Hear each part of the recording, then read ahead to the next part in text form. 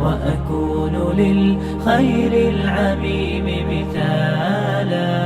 Assalamualaikum warahmatullahi wabarakatuh. Innal hamdalillah wassalatu wassalamu ala Rasulillah wa ala alihi wa sahbihi wa man tabi'ahum bi ihsan ila yaumil qiyamah. Kepada seluruh keluarga besar, ibu-ibu Bank BNI, kepada seluruh para istri, para direksi yang tidak mampu saya sebutkan satu persatu, tanpa menafikan rasa hormat kami dan rasa kebaikan yang semoga Allah terus berikan kepada kita semuanya sebagai hamba dan makhluknya Allah. Kepada seluruh para istri, karyawan di BNI yang hari ini juga berkumpul, dimanapun berada, ada yang di timur, ada yang di barat, ada yang di utara dan di selatan. Maka semoga kita senantiasa mendapatkan keberkahan Ramadan yang kita dapatkan dari Allah Subhanahu wa Ta'ala. Semoga Ramadan ini semakin menjadikan kita bukan hanya menjaga diri kita dari makanan dan minuman untuk lambung dan perut kita di waktu siang, tapi semoga Ramadan semakin mengajarkan kepada kita betapa nikmatnya ketika kita menjalankan pola hidup kita ideal sebagaimana pola hidup kita ketika di Ramadan. Kita bangun sebelum subuh dan kita sudah bersemangat untuk mengusap wajah kita, mengusir kantuk kita, lalu berada di dapur. Lalu kita bersua, berkomunikasi dengan keluarga kita di saat yang sangat Allah ridhoi di sepertiga malam sebelum berkumandangnya adzan subuh. Lalu masing-masing dari kita melanjutkan estafet ketaatannya. Ibu-ibu menggelar sajadah, melaksanakan sholat subuh, bapak-bapak persiapan untuk ke masjid. Lalu sepanjang hari kita berpuasa, saling mengingatkan sudah berapa juz hari ini dibaca. Saling mengingatkan sudah sedekahkah yang diberikan pada kesempatan hari ini. Dan itu merupakan sebuah kenikmatan besar. Maka kita tentunya berdoa, semoga Ramadan bukan hanya nama bulan, tapi semoga Ramadan itu merupakan sebuah pelajaran. Beginilah kita menjalani kehidupan kita sebagaimana pola ideal yang telah kita lalui di bulan Ramadan. Semoga Ramadan tidak selesai dengan adanya Syawal, tapi Ramadan yang selesai itu hanyalah bulannya. Tapi pola hidup kita terus berlanjut sebagaimana pola hidup kita ketika kita menjalani ketaatan di bulan Ramadan. Orang yang mendapatkan berkahnya Ramadan itu apa? Orang yang hidupnya sebagaimana pola Ramadan. Walaupun Ramadan telah berganti dengan Syawal, Dzulqa'dah, Dzulhijjah, dan Muharram, tapi hidupnya persis sebagaimana Ramadan. Semoga tilawah yang kita nikmati, semoga puasa yang kita rasakan dengan begitu syahdu dan khusyuk, itulah yang kita rasakan pula setelah Ramadan itu selesai. Ya Allah, kalaulah Ramadan ini terganti dengan Syawalmu, maka setidaknya khusyuknya ibadah kami Ramadan tetap kami bawa sebagai oleh-oleh terbaik dari Ramadan yang Engkau berikan kesempatan kepada kami. Amin insyaallah. Alhamdulillah, tentunya kita senang sekali, kita bersyukur kepada Allah bahwasanya apapun yang sedang kita hadapi tidak boleh membuat kita kehilangan harapan bahwasanya Allah itu maha baik di dalam setiap kehidupan kita. Kalaupun Allah memberikan kesulitan, bukan karena Allah tidak sayang kepada kita yang menjadikan kita antipati dengan kesyukuran. Bisa jadi kesulitan yang kita dapatkan karena Allah ingin mendidik kita supaya kita kuat ketika tidak setiap keinginan kita dipenuhi oleh Allah. Kayak kita kepada anak. Anak itu kadang-kadang kita larang dari apa yang dia inginkan. Dia nangis, tapi dia tidak menyadari sebenarnya kita sedang menjaganya dia dari segala keburukan. Anak kita gemar sekali makan permen. Kadang-kadang intensitas mereka makan permen kita atur. Hanya sepekan sekali untuk menjaga kesehatannya, menjaga kesehatan giginya, dan terutama menjaga supaya tidak sampai mereka sugar rush. Tapi anak-anak kan tidak paham. Mereka maunya permen gitu. Ketika keinginan mereka tidak mereka dapatkan dari ibu dan bapak, biasanya mereka tantrum, mereka nangis. Kita biarkan mereka nangis, bukan karena kita benci, karena kita tahu di balik tangisan itu ada satu kebaikan yang akan dia peroleh. Giginya jadi bagus, tidak ada sugar rush, dan dia mungkin lebih sehat ketika tidak setiap waktu mendapatkan endorfin dari gula. Kita pada kehidupan pun semacam itu sebenarnya. Kadang-kadang Allah tidak memberi apa yang kita inginkan. Itu bukan karena Allah benci sama kita. Ibu-ibu kalau berdoa, lalu doanya belum dikabulkan, bukan berarti Allah tidak mampu. Bukan berarti Allah tidak mungkin memberikan apa yang kita mau. Kecil bagi Allah memberi apa yang kita mau. Tapi Allah terkadang tidak memberi apa yang kita mau karena ada sebuah kebaikan yang Allah berikan kepada kita di masa mendatang. Mungkin kita lebih struggling, mungkin kita lebih mandiri, mungkin kita lebih kuat. Kalau kita tidak setiap keinginan yang kita inginkan diberikan langsung oleh Allah. Inilah yang menjadikan kita tidak pernah kehabisan alasan untuk bersyukur kepada Allah. Orang beriman itu simple. Dia tidak pernah kehabisan sebuah narasi untuk bersyukur kepada Allah. Nikmat yang Allah berikan kepada kita begitu berlimpah. Syukur kita yang terlalu terbatas. Syukuri apa yang ada di dalam kehidupan kita. Dan jangan bersyukur tergantung pada beranda yang kita lihat dari kehidupan orang. Karena itu tidak akan pernah menjadikan kita bersyukur. Semoga kita menjadi hamba yang bersyukur. Karena bahagia itu datang seiring kita bersyukur. Bukan bahagia yang menjadikan kita bersyukur. Tetapi bersyukurlah, pasti kita akan dibahagiakan oleh Allah. Kita pada kesempatan ini akan melanjutkan sebuah sharing. Dan saya tidak pernah lupa untuk menyebutkan dan memention.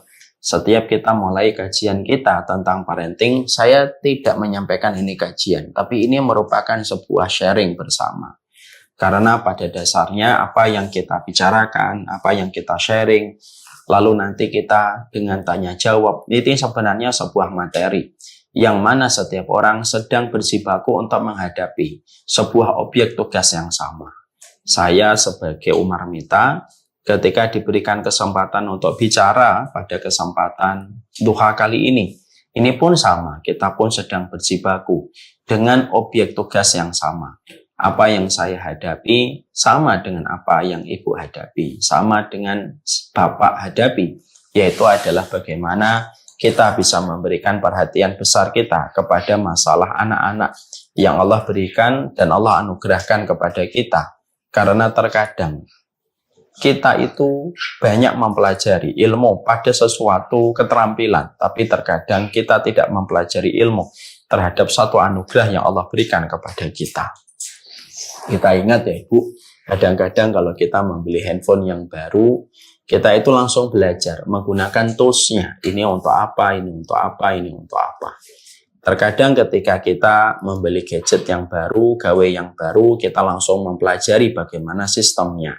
Kita sering sekali siap dengan belajar ketika kita menghadapi satu kondisi baru yang kita dapatkan.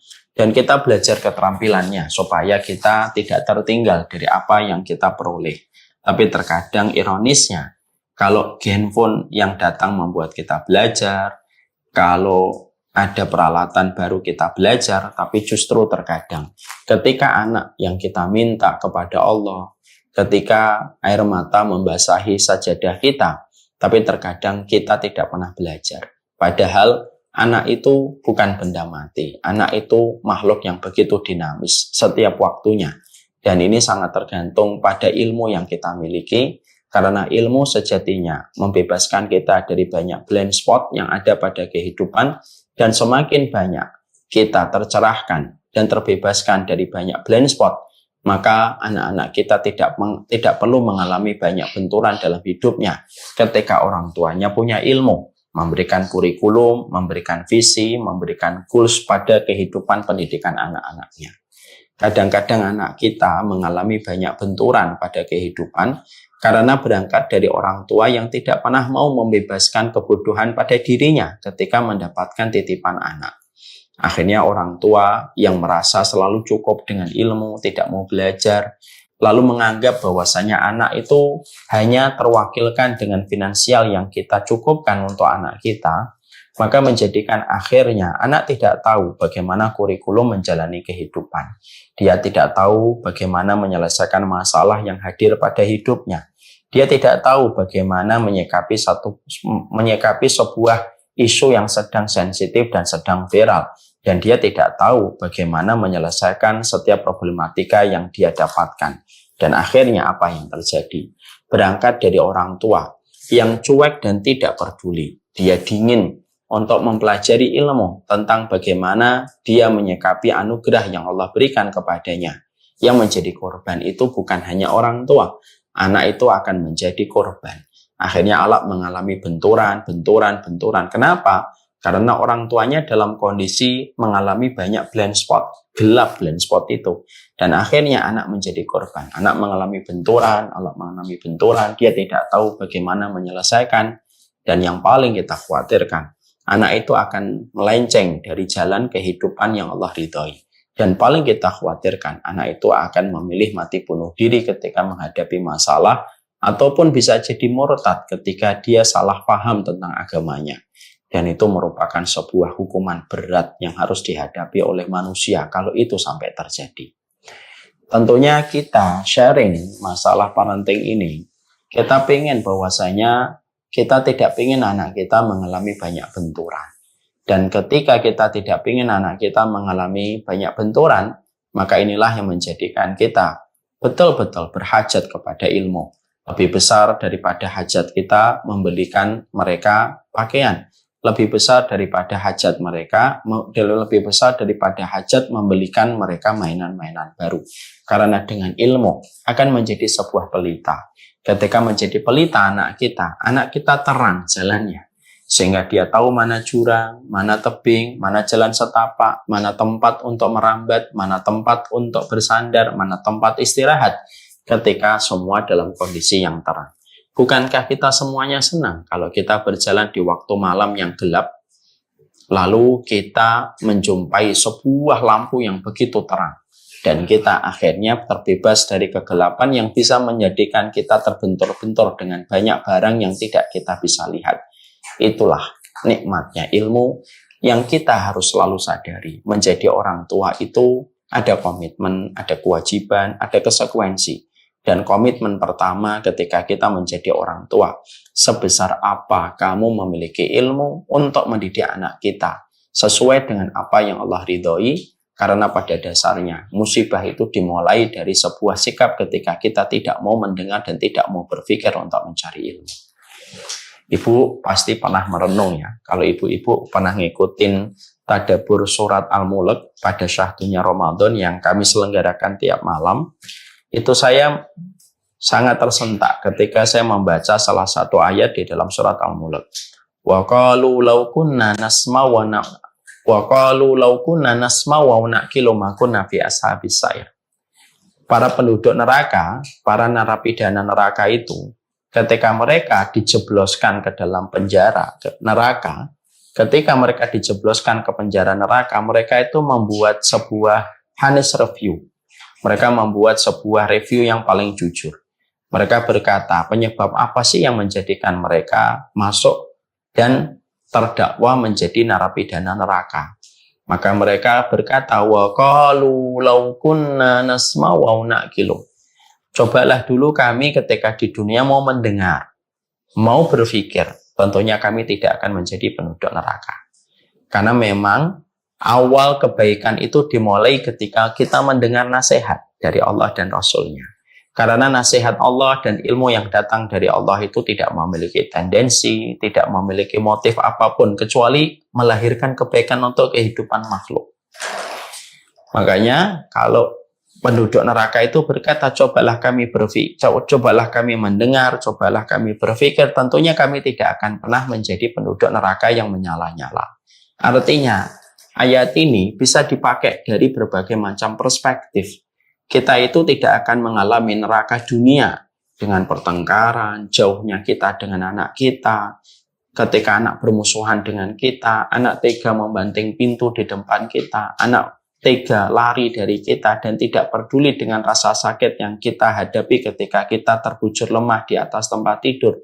Bisa jadi neraka yang ada pada kehidupan di dunia ketika kita mendapatkan kisah-kisah pilu yang semacam itu sampai anak kita kena narkotika, kena narkoba, sampai menyebabkan, mereka menikah dengan hubungan haram yang sudah mereka lakukan sebelumnya.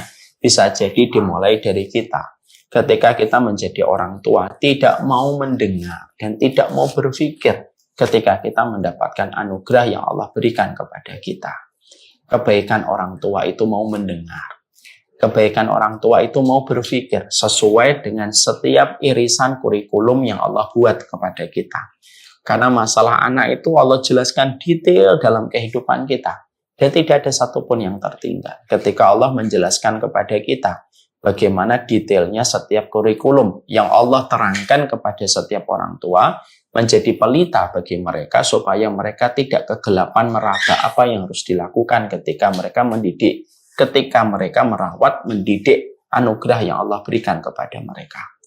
Bahkan kalau ibu membaca di dalam surat An-Nur, kita menjumpai bahkan persoalan kapan anak itu masuk ke kamar kita, itu pun dibahas di dalam Al-Quran. Kalaulah persoalan kapan waktu anak itu masuk ke dalam kamar utama kita ketika kita bersama suami kita, itu dibahas. Anak kita tidak boleh masuk ke kamar utama kita ketika sebelum subuh. Ketika sebagian dari orang tua, bapak dan ibu melonggarkan sebagian auratnya. Anak tidak boleh masuk ke kamar orang tua ketika waktu siang hari terik, ketika sebagian orang tua melepaskan sebagian pakaiannya dan memperlihatkan sebagian dari auratnya. Dan anak tidak boleh masuk habis isya, karena habis isya itu waktu romantisme antara suami istri, bapak dan ibunya. Dan tidaklah mereka boleh masuk pada 3 waktu itu, kecuali harus mengetuk pintu dan meminta izin. Dan mereka harus siap dengan jawaban tidak boleh masuk ke kamar. Maka kalaulah urusan anak masuk ke kamar saja dibahas oleh Allah, diterangkan di dalam Al-Quran, maka itu sudah cukup untuk memberikan kepada kita sebuah insight. Kurikulumnya itu sudah dibuat oleh Allah. Dan kita disuruh mendengar, disuruh berpikir. Supaya setiap kurikulum itu ketika kita dengar, ketika kita berpikir, kita tidak perlu merasakan neraka di dunia. Disebabkan ketika kita memiliki kebutuhan, disebabkan kita antipati untuk mendengar dan mau berpikir. Itu yang penting untuk kita harus sadari dari awal dulu. Ya, makanya saya boleh menyampaikan sebuah perenungan. Imam Qurtubi itu pernah berkata begini. Yang dikatakan oleh Imam Qurtubi adalah laisa hunaka syai'un aqarru li'ainil bashar illa ayajidu auladahu muti'ina lillahi azza wa jalla. Kamu tidak pernah dapatkan perkara yang paling menyenangkan. Kalau boleh kita ilustrasikan dengan bahasa hiperbola, kamu tidak akan pernah mendapati sesuatu yang menjadi surga kecil dalam kehidupan seorang laki-laki dan orang tua, laki-laki dan perempuan ketika sudah mulai menuju usia lanjut, kecuali illa ayajidu auladahu muti'ina lillahi azza wa jalla. Kecuali kamu menjumpai anak-anakmu, keturunanmu taat kepada Allah. Maka itulah yang menyenangkan hati setiap orang tua ketika mereka berangsur-angsur menuju ke usia lanjutnya. Dan itulah yang disebut dengan surga kecil. Kalau kita membahasakan apa yang disampaikan oleh Imam Qurtubi, bahwasanya surga kecil itu ketika salah satunya datang dari pintu. Ketika kita melihat anak itu berbakti kepada kita, empati kepada kita, memprioritaskan kita, dan selalu mereka beribadah kepada Allah, itu merupakan surga kecil sebelum surga besar dalam kehidupan di akhirat kelak. Maka pemahaman terbaliknya adalah kalau ada orang tua yang ketika di usia senjanya jauh hatinya dengan anak, tidak ada frekuensi kesamaan, tidak ada intonasi yang lembut di antara keduanya, dan selalu terjadi pertentangan dan perkelahian dan pertikaian besar antara orang tua dengan anak, maka itu pun bisa disebut sebagai neraka kecil. Dan itu biasanya dimulai dari apa? Orang tua yang tidak mau mendengar dan orang tua yang tidak mau berpikir tentang setiap nasihat dan kurikulum yang sudah Allah jabarkan sedemikian detailnya di dalam Quran dan hadis. Wa qalu law kunna nasma'u aw naqilu ma kunna fi ashabis sa'ir. Ini yang menjadikan kita memahami. Maka setelah kita memahami betapa pentingnya ilmu untuk terus kita pelajari, dan kita tidak boleh berhenti, never stop learning dalam kehidupan kita untuk menjadi orang tua. Kenapa? Proses menjadi orang tua itu proses belajarnya tidak boleh berhenti. Karena kehidupan anak kita dinamis. Yang setiap dia umur 2 tahun, nanti berbeda umur 4 tahun. Ketika 4 tahun berbeda ketika 7 tahun. Ketika 7 tahun berbeda ketika umur 10 tahun. Umur 10 tahun berbeda dengan umur 15 tahun. Kehidupan anak kita kan dinamis. Dan ilmu itu pun harus dinamis. Mengikuti setiap perkembangan yang kita dapatkan dari anak-anak kita. Dan itu sudah kelar, itu sudah sempurna. Bagaimana setiap petunjuknya disampaikan oleh Allah di dalam kehidupan. Supaya kita mengerti dan kita tahu apa yang harus dilakukan. Dan kita tidak lagi meraba-raba apa yang harus dikerjakan ketika menyikapi dan menghadapi anak-anak kita. Kita kemarin sudah mempelajari bahwasanya anak itu merupakan perkara yang besar. Ya, anak itu tidak minta dilahirkan, kita yang minta supaya anak itu dilahirkan. Memiliki anak itu merupakan urusan yang berat dan meletihkan. Tapi ingat, sebagian dari dosa-dosa orang tua itu ada dosa yang Allah spesifikasikan. Dosa itu tidak terhapus kecuali dengan kesabaran kita plus keletihan kita ketika kita mendidik anak kita. Dan tentunya ada yang ketiga, bagaimana kita ketika menjadi orang tua jangan hanya sekedar abun dan umun, tapi bagaimana kita menjadi orang tua, kita harus memiliki sebuah sifat walidun dan walidatun. Kalau abun dan umun adalah papa dan mama, bapak dan ibu, ayah dan bunda. Yang secara genetik atau secara nasab dia anak kita, kita bapaknya. Makanya disebut dengan Abu Basam, Abu Basim, karena secara keturunan itu anak kita. Ummu Basam, Ummu Basim, karena secara keturunan dia anak kita. Tapi kalau walidun dan walidatun itu orang tua, di mana bukan hanya mereka yang memiliki nasabnya, tapi orang tua yang betul-betul mereka mendidik, mereka mengarahkan, mereka menjelaskan kepada sang anak apa yang Allah cintai, apa yang Allah benci, apa yang Rasulullah cintai, apa yang Rasulullah benci. Itu namanya walidun. Tidak setiap bapak dia menjadi walidun, tidak setiap ibu dia menjadi walidatun, tidak setiap abi dia walidun, tidak setiap ummi dia walidatun. Kapan dia menjadi walidun dan walidatun? Kalau dia sudah mendidik, mengarahkan, menjelaskan, membimbing dan membersamai anak ketika menuju kepada kehidupan yang Allah ridhoi, baru disebut dengan walidun. Kalau seorang bapak dan ibu sudah memiliki sifat walidun, ketika dia membersamai, mengajarkan, mengarahkan, membersamai, menemani. Kalau dia sudah menjadi walidun, itulah orang tua yang akan mendapatkan doa dari anak ketika anak mengucapkan untaian kalimatnya kepada Allah. Rabbana firli wali walidayya walil mu'minina yauma yaqumul hisab. Ya Allah, ampunilah orang tuaku. Apakah setiap orang tua akan diampuni? Tidak setiap orang tua. Siapa orang tua yang akan betul-betul beruntung mendapatkan doa dari anak ketika anak berdoa Rabbana firli wali walidayya? Orang tua yang betul-betul mengajarkan keimanan, menanamkan tauhid, menanamkan akidah, mengajarkan sunnah, sampai akhirnya sang anak ketakutan kalau bicara tentang dosa, gemetar kalau bicara tentang kemaksiatan, senang kalau bicara tentang ketaatan, bergembira ketika bicara surga. Sampai anak dalam kondisi semacam ini, maka inilah yang menjadikan akhirnya kita mendapatkan anak itu bisa memberikan doa kepada orang tua. Ustadz, kok dibedain gitu antara orang tua yang mendidik dengan orang tua yang mungkin tidak mendidik dengan serius, dengan agama dan kehidupan akhirat? Iya, Allah bedakan, karena itu sifat keadilan Allah, Ibu. Kalau Allah samakan antara orang tua yang serius mendidik anaknya, dia rela melakukan apa saja, lalu membimbing anak, menanamkan, membersamai, menemani anak-anak dengan apapun kurikulum yang telah dia pelajari dari Allah. Kalau orang tua semacam ini disamakan dengan orang tua yang tidak pernah peduli tentang akidah, tidak peduli tentang tauhid, tidak peduli tentang sunnah, pokoknya anaknya dibiarkan hidup, maunya apa ya sudahlah saya support, walaupun pilihan anak berantakan. Kalau disamakan, sifat keadilan Allah itu hilang.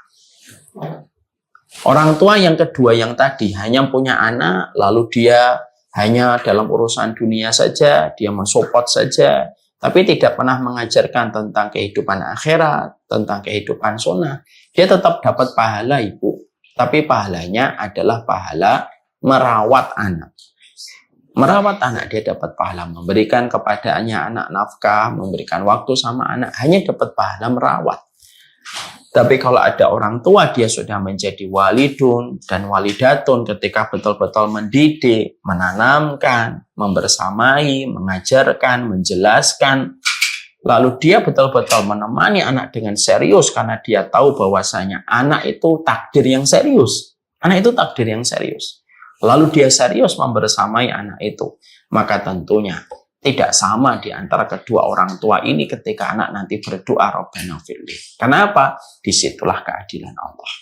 Maaf ya Bu, orang tua, seorang bapak yang dari kecil ngajak anaknya ke masjid, menanamkan susah payah dia membangunkan anaknya ketika subuh, lalu memakaikan gamis, lalu memberikan minyak wangi, lalu mengajak anaknya sholat subuh, menghadap kepada Allah, supaya anaknya disaksikan malaikat siang dan malam. Ketika malaikat siang dan malam itu kan kumpul di waktu sholat subuh di masjid untuk melihat siapa hamba-hamba Allah yang berada di masjid pada waktu sholat subuh. Tentunya orang tua yang susah payah semacam ini itu tidak bisa disamakan dengan orang tua yang tidak peduli anaknya bangun, yang cuek ketika anaknya belum bangun, atau terkadang dia salah mendefinisikan kasih sayang. Udahlah biarin aja tidur.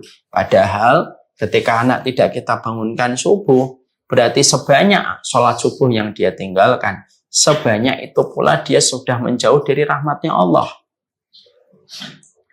Dan itu kan menjadi musibah. Dan Allah tidak samakan itu.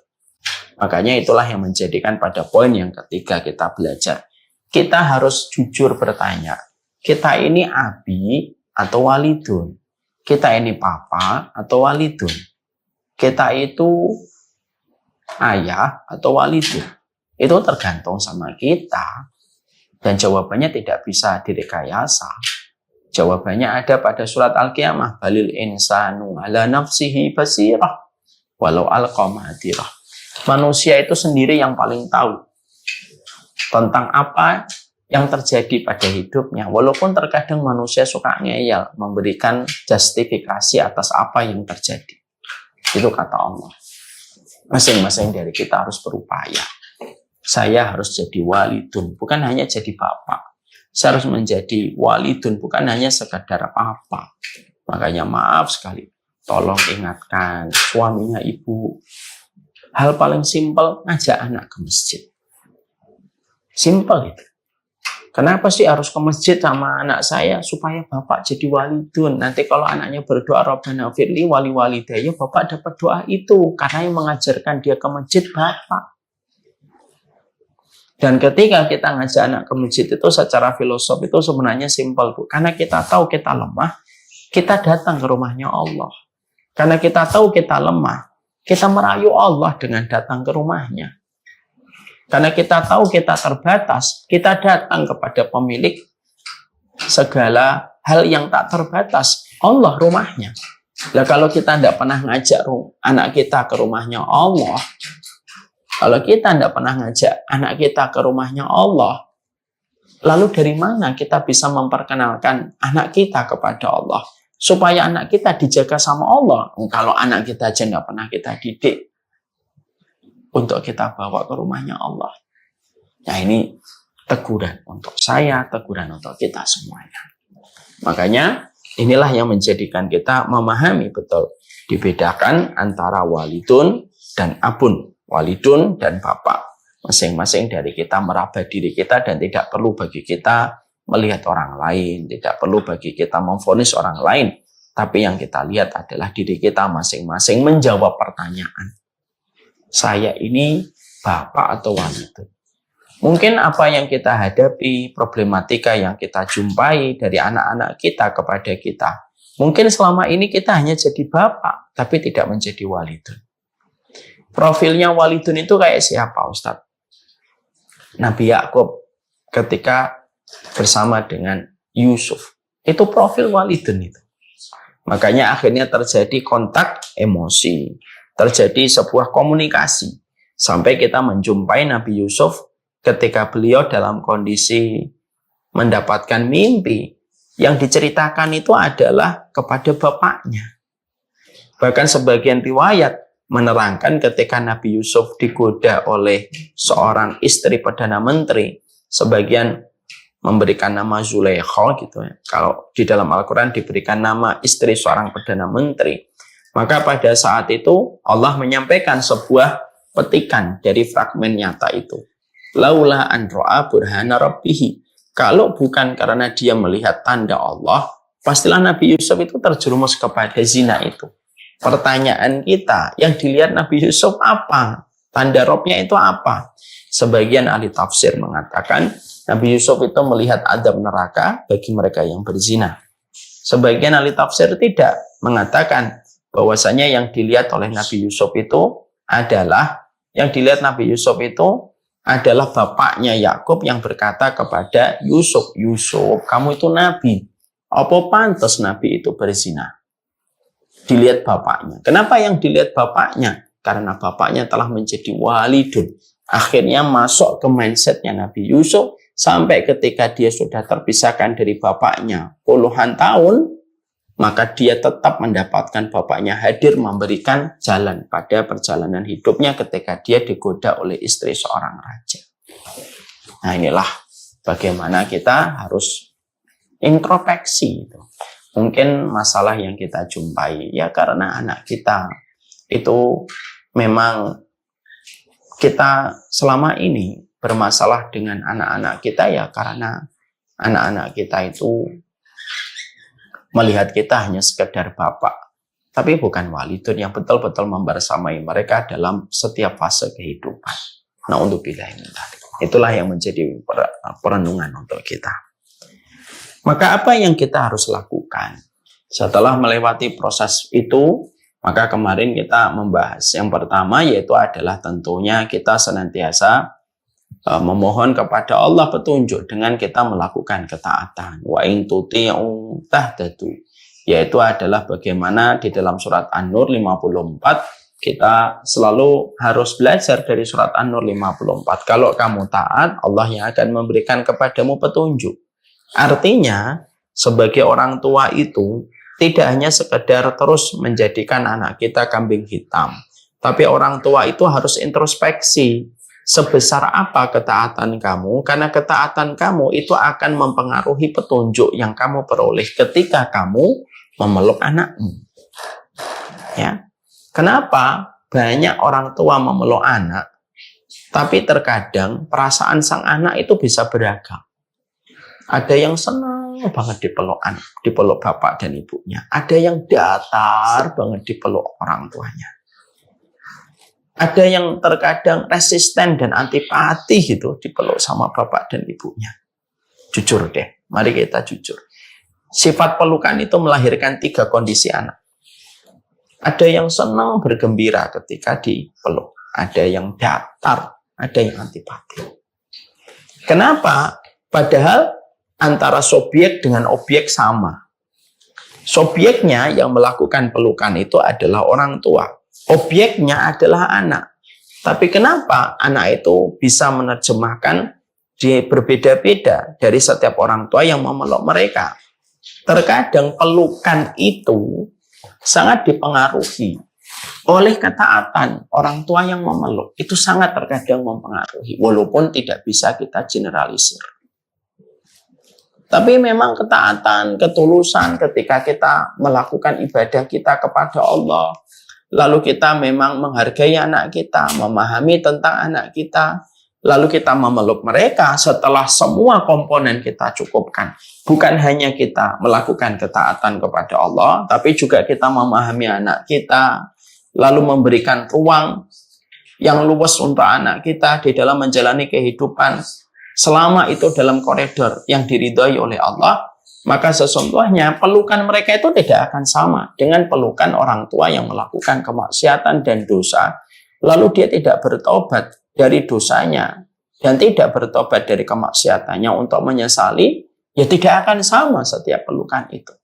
Makanya Allah sampaikan, kalau kamu taat, Allah akan berikan petunjuk. Ketaatan itu mempengaruhi apapun yang dilakukan. Jadi kalau kita melakukan ketaatan, itu bukan untuk Allah. Jangan kita salah memiliki persepsi bahwasanya ketaatan yang kita lakukan itu untuk Allah. Tidak, ketaatan yang kita lakukan itu feedbacknya kembali kepada diri kita. Menjadikan omongan kita lebih kuat, menancap pada hati kita, menjadikan setiap cara pandang kita mungkin lebih dimudahkan oleh Allah difahami sama anak. Keinginan kita, goals kita, itu mungkin lebih mudah untuk dimengerti anak kita. Karena apa? Ketaatan itu membekas dengan berbagai macam pengaruh kebaikan pada diri kita. Itu ketaatan. Masuk ketaatan membekas, loh kenapa enggak? Banjir yang masuk ke ruangan rumah kita, kalau sampai setengah meter, itu bekas dari banjirnya itu kita lihat masih ada di dinding kalau kita belum mengecat ulang. Tabrakan itu meninggalkan bekas. Makan yang sehat meninggalkan bekas di lambung kita itu terasa ringan gitu. Karena dia tidak capek untuk menggiling bekerja. Kalau makanan, kalau banjir, kalau tabrakan meninggalkan bekas, ketaatan itu tidak mungkin tidak meninggalkan bekas pada kehidupan. Makanya itulah yang menjadi salah satu kunci rahasia yang dimiliki oleh para ulama terdahulu dalam proses mereka. Sebelum mereka menyentuh hati anak mereka, itu adalah mereka menyentuh Allah dengan ibadah yang mereka lakukan. Mereka menaiki puncak-puncak ketaatan mereka kepada Allah, supaya Allah memberikan kemampuan mereka untuk bisa terbang menuju kepada pusaran hati dan jiwa seorang anak. Dan itu tergambar dari apa yang dijawab oleh Sa'id bin Musayyib. Ibu tentunya paham. Sa'id bin Musayyib ini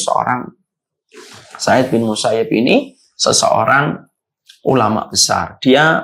Beliau menantunya Abu Hurairah.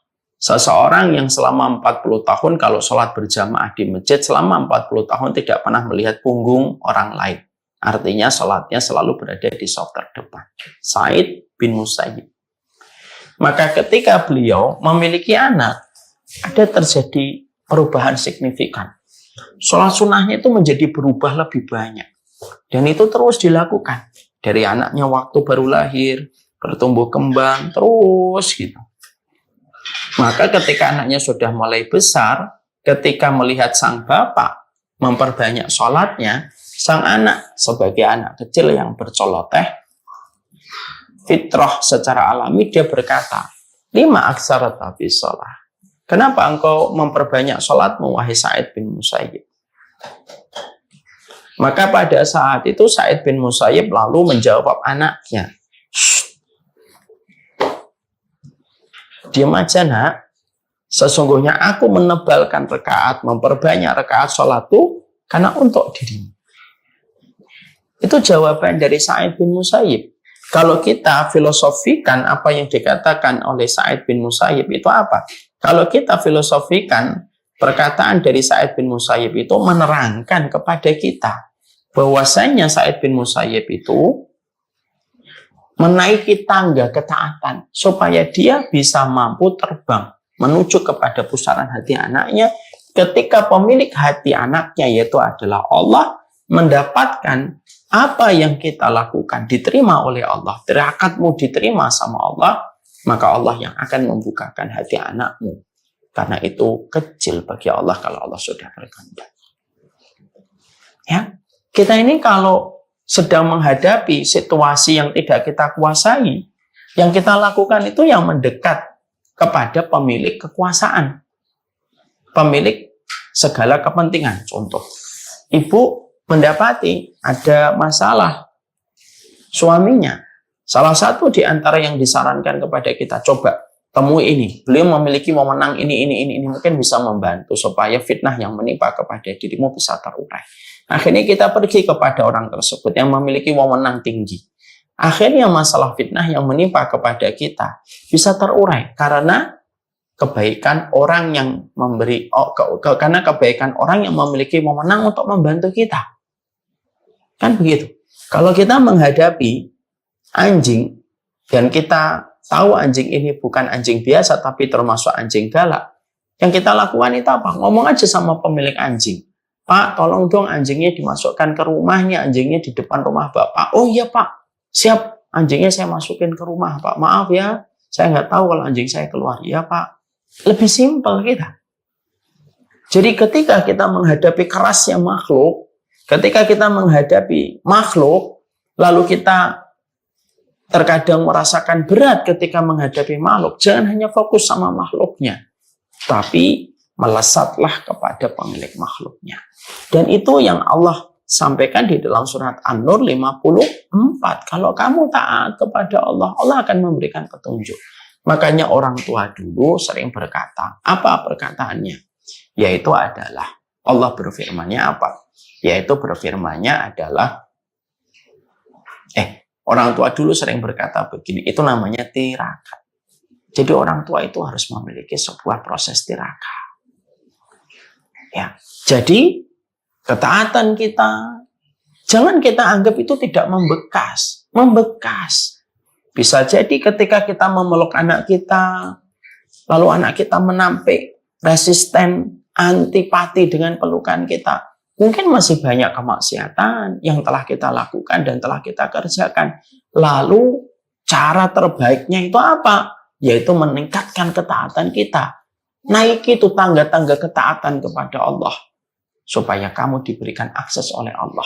Membuka hati orang yang kamu cintai ketika Allah sudah menerima seluruh usahamu dengan kesungguhan di dalam kehidupan. Berbuat taat itu selalu feedbacknya kembali kepada diri kita. Itu yang kita harus mengerti. Yang kedua, yang kita harus pahami, apa yang harus kita lakukan setelah melahirkan ketaatan di dalam kehidupan kita, di dalam proses kita membersamai anak kita. Mari kita perhatikan surat Al-Furqan 74. Ya, ibu-ibu tolong perhatikan surat Al-Furqan 74. 74. Iya, itu salah. Tampilkan aja. Allah menyampaikan kepada kita pada ayat ini adalah, mari kita merenungkan. Ibu-ibu bisa melihat surat Al-Furqan. Ini salah ya. Tim saya menuliskan Al-Furqan 47. Yang benar 74.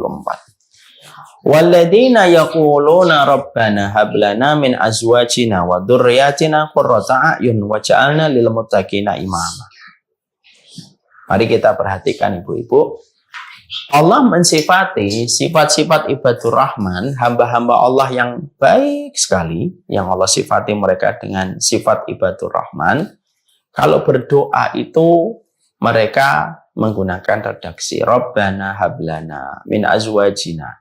Ya Allah, berikanlah kepada kami pasangan-pasangan kami dan keturunan-keturunan kami yang menjadi penyejuk pandangan kami, dan jadikanlah kami pemimpin bagi orang yang bertakwa.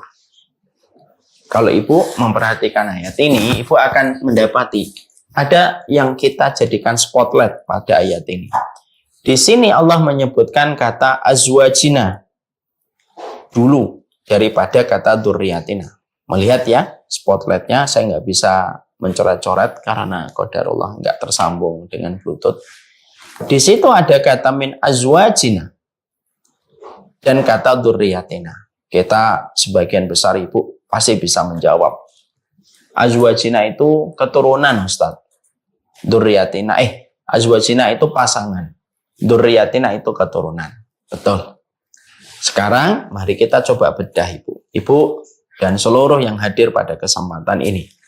Allah itu kalau meletakkan setiap kalimat dan setiap kata, mana yang lebih dulu, mana yang lebih akhir, itu bukan kebetulan. Tapi Allah ketika meletakkan setiap poin, setiap kata, mana yang lebih dulu, mana yang lebih terakhir, itu selalu memiliki ilmu yang sangat besar bagi mereka yang tidak pernah lelah untuk mentadabburi Al-Quran. Kalau ibu membaca di sini, maka sesungguhnya ada satu ilmu besar.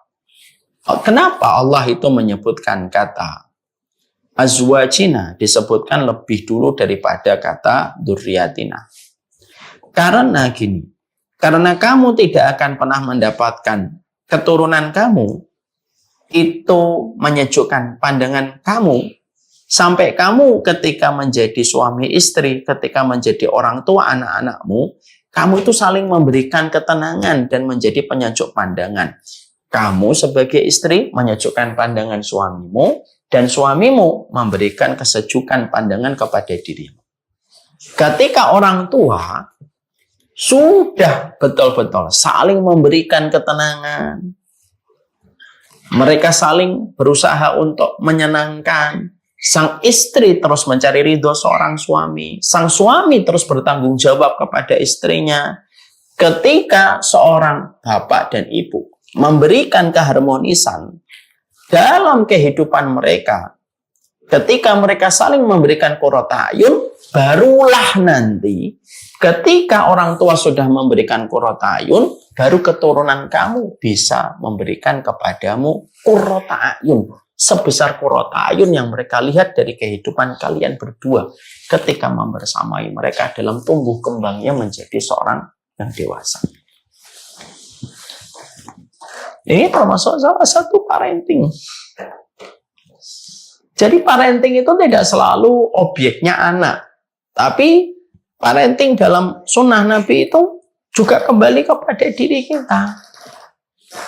Sehingga akhirnya kita menjumpai salah satu di antara kewajiban kita, komitmen kita di dalam kita membersamai anak kita itu apa? Bukan hanya kita memberikan yang terbaik untuk anak dengan ketaatan yang kita lakukan. Tidak hanya itu. Tapi termasuk salah satu komitmen besar ketika kita menjadi orang tua itu apa? Jadilah orang tua yang damai. Jadilah orang tua yang saling mencintai karena Allah. Jadilah orang tua yang sakinah, memberikan ketenangan. Jadilah orang tua yang saling mencintai pada kehidupan dunia untuk berlanjut pada kehidupan di akhirat. Dan jadi orang tua yang penuh memiliki rahmat kepada kalian berdua. Kalau orang anak melihat orang tuanya dalam kondisi qurrata a'yun, maka psikologi, kejiwaan, mental anak kita akan mudah dibentuk. Karena apa? Kelembutan selalu menyebut. Kelembutan itu selalu mengakibatkan kelembutan berikutnya. Anak akhirnya mudah untuk menerima apa yang disampaikan sang bapak. Apa yang dikatakan ibunya. Kenapa? Dia mendengar dari seorang ibu di mana ibu ini sering dibanggakan oleh sang bapak. Dia akan membuka telinganya untuk mendengarkan sang bapak. Kenapa? Sang bapak adalah sosok laki-laki yang sering diceritakan ibu ketika sang bapak sedang melakukan tugas. Maka ketika seorang anak mendapatkan bagaimana orang tuanya mungkin terbatas materi, tapi hangat dalam kehidupan rumah tangga, mampu mengelola emosi mereka, dan sedikit sekali mereka bertengkar di depan anak-anak mereka untuk membekas luka. Ketika itu dilakukan, maka secara tidak langsung Allah menyampaikan, disebutkan kata azwajina sebelum kata dzurriyyatina, supaya kamu jangan ngarepin anak kamu menjadi penyejuk pandangan. Nah, kalau kalian berdua aja tidak pernah menjadi penyejuk pandangan. Ya. Karena ini akibatnya besar pada kehidupan. Makanya jujur deh ibu-ibu, saya juga. Apa hal paling pahit yang kita pernah jumpai dari orang tua kita? Ketika orang tua kita pernah khilaf bertengkar di depan kita. Itu mungkin memorinya tidak akan pernah bisa kita lupakan itu sepanjang hidup. Dan berapa banyak anak yang terlalu sering mendengar orang tuanya bertengkar. Maka akhirnya pertengkaran itu terus teriang-iang di telinga dia sampai akhirnya kadang-kadang tidak sadar anak depresi dan menutup telinga. Kenapa? Terlalu sering mendengar pertengkaran dari bapak dan ibunya. Tanpa bapak dan ibunya itu berpikir ketika sedang emosi. Lalu mereka bertengkar di depan anak dan tidak pernah merasa bersalah. Pertengkaran itu membekas luka di dalam kehidupan kalbu jiwa anak kita. Jujur deh, saya ambil sebuah ibu, saya mengambil sebuahnya. Saya lahir dari satu keluarga yang alhamdulillah banget, Bu. Bukan bermaksud saya membanggakan dan tidak ada sama sekali bermaksud menyucikan. Saya keluarganya, saya orang tua yang sangat-sangat saya syukuri. Tapi bagaimanapun mereka tetap manusia biasa.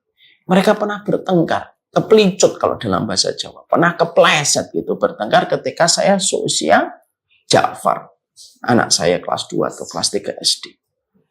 Pernah itu kelas 2 atau 3 SD pada saat itu bapak saya pulang dari urusan bisnis dagangannya. Nah, bapak saya itu nantangin minyak untuk pabrik-pabrik.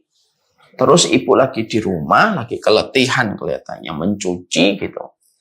Terus ketemu bertengkar. Pas saya lagi pulang dari sekolah.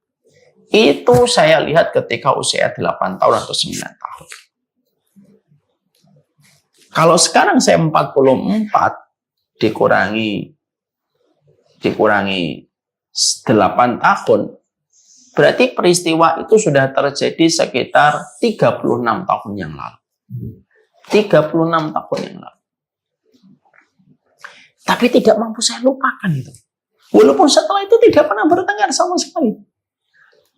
Secara konfrontatif di depan sebagaimana yang saya lihat ketika kelas 2 SD. Tidak pernah. Mungkin bertengkar tetap, tapi silent war.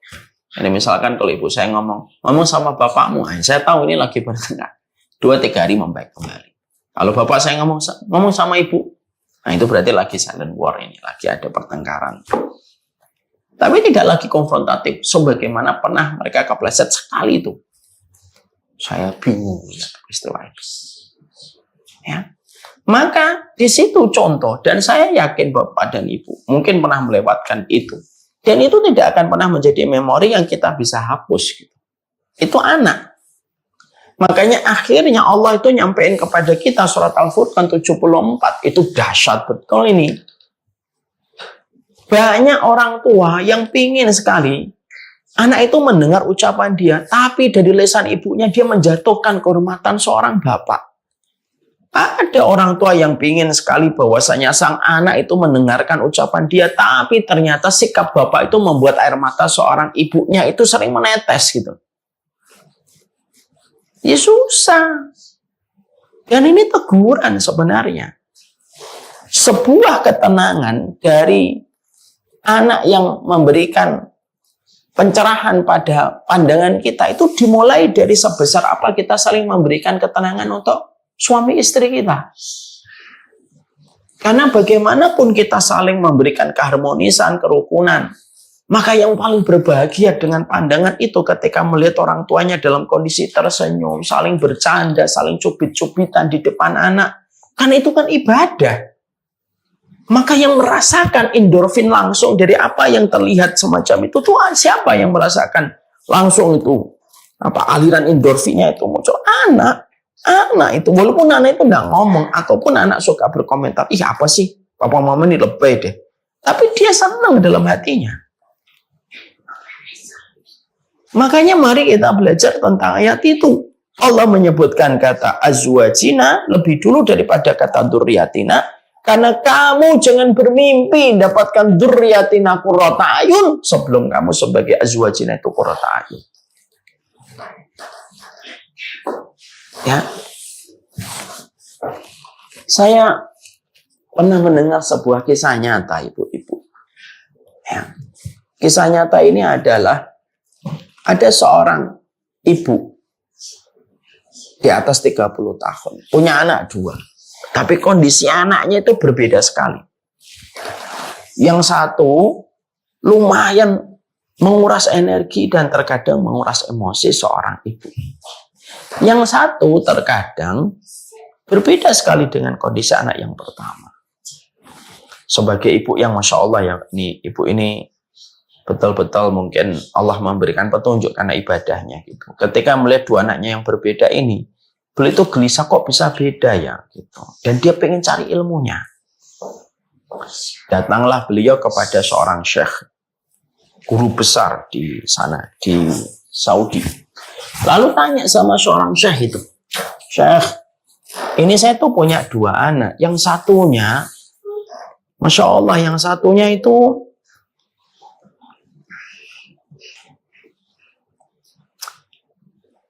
susah dikasih tahu. Yang satunya itu gampang banget dikasih tahu.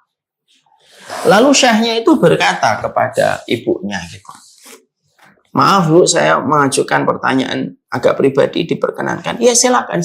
Begini Bu, gimana kondisi Ibu? Gimana kondisinya Ibu ketika Ibu memiliki anak yang pertama dengan suami Ibu? Dan bagaimana kondisi Ibu ketika memiliki anak yang kedua dengan suami Ibu? Lalu ibunya menarik nafas dan akhirnya memberikan jawaban gitu. Iya, saya ketika memiliki anak yang pertama, kehidupan keluarga kami, saya terutama dengan suami sering sekali bertengkar. Perasaan saya masih kuat, ego suami saya juga masih tinggi, yang menyebabkan ya sering bertengkar. Seiring kami bertambah umur, kami menyadari, kami banyak belajar, kami duduk di majelisnya para masyayikh, kami duduk di majelisnya para ulama besar gitu ya. Akhirnya menjadikan kami sedikit demi sedikit berangsur-angsur pelan tapi pasti mulai berubah. Kualitas kehidupan keluarga kami setelah melewati 3 tahun, 4 tahun membaik. Saya menyadari bahwasanya yang paling penting ridhonya suami, dan suami pun sudah mulai tahu konsekuensi dia menjadi seorang imam itu apa yang harus dia persiapkan.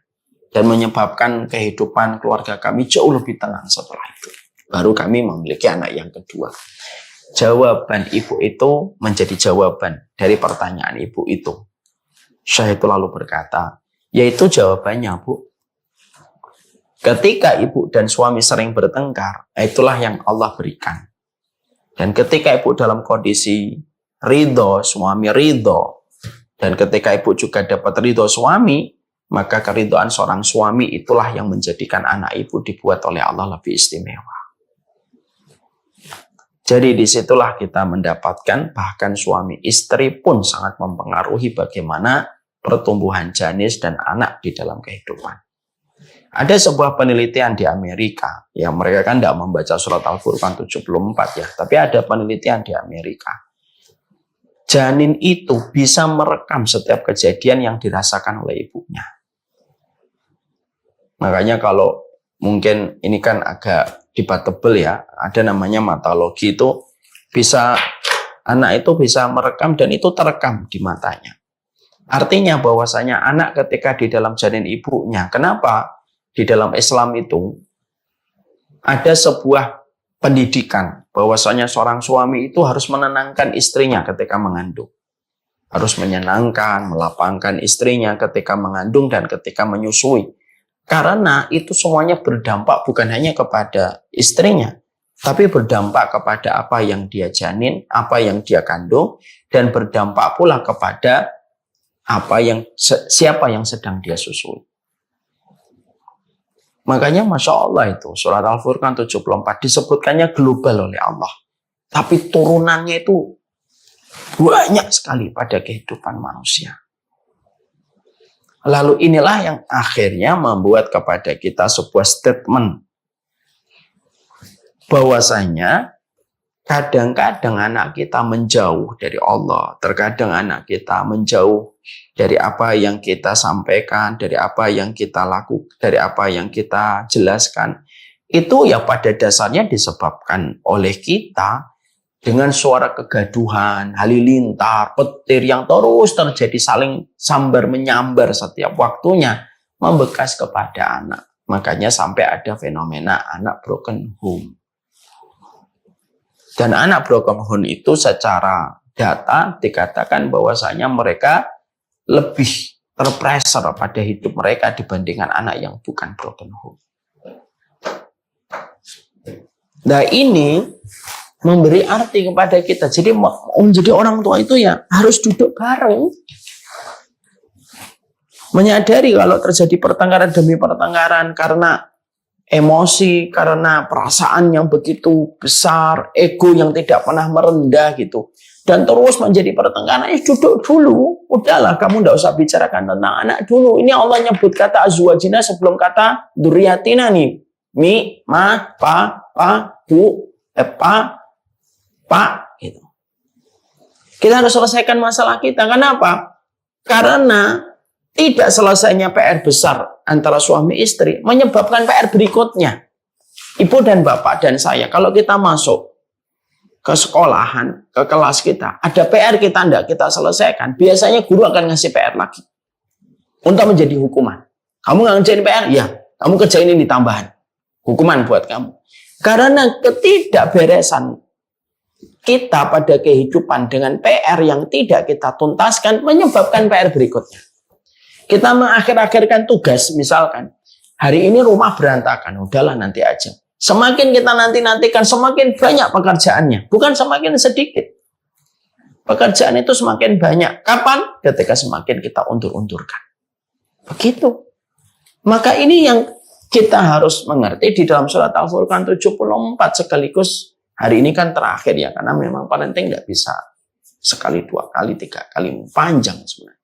Tapi setidaknya kita memberi poin pada kesempatan kita hari ini adalah poin besar dalam kehidupan kita ketika kita mengharapkan anak itu bisa memberi yang terbaik pada hidupnya. Mereka itu bisa memberikan yang terbaik pada hidupnya kalau mereka mendapatkan input terbaik dalam kehidupan mereka. Dan tidak ada input yang terbaik dalam kehidupan anak kecuali simple. Keharmonisan bapak dan ibunya di depan matanya. Mari kita merenung. Surat Al-Furqan 74. Rabbana hablana min azwajina wa dzurriyyatina qurrata a'yun waj'alna lil muttaqina imama. Kalau kita selaku orang tua sudah qurrata a'yun, apa dampaknya? Dzurriyyatina qurrata a'yun. Bukan hanya qurrata a'yun. Waj'alna lil muttaqina imama. Allah jadikan anak-anak kita menjadi pemimpin bagi orang yang bertakwa. Dia melesat dengan kualitasnya. Melesat dengan kualitasnya. Bersama dengan input terbaik yang dia dapatkan dari bapak ibunya. Tidak terasa sudah setengah 12 lebih. Ini yang kita mungkin bisa sharing. Ya. Walaupun ini pertemuan terakhir, tapi pertemuan terakhir ini moga-moga jadi refleksi saya, refleksi kita semuanya, Bu. Ya. Jadi orang tua itu harus dewasa. Dan kedewasaan itu adalah ketika kita tidak menyelesaikan masalah dengan pertengkaran dan suara keras. Itulah tanda kedewasaan.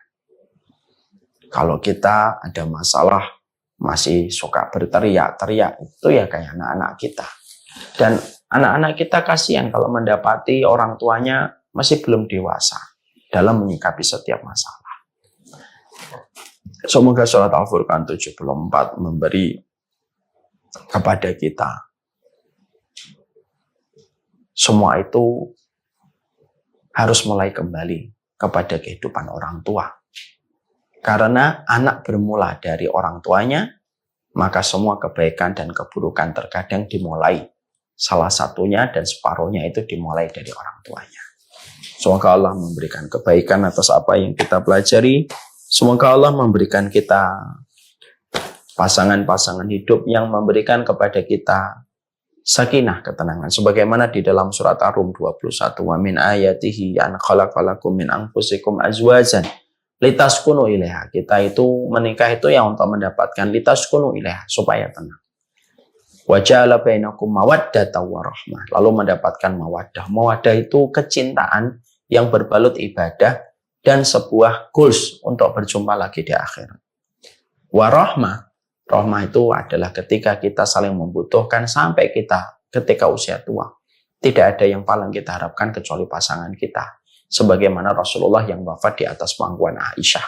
Itu namanya rahmah. Semoga kita berdoa. Makanya maaf ya Ibu dan Bapak, mendoakan pasangan itu lebih didahulukan daripada mendoakan anak. Karena apa? Karena kalau pasangan kita dan kita sudah baik, insya Allah anak pun akan baik.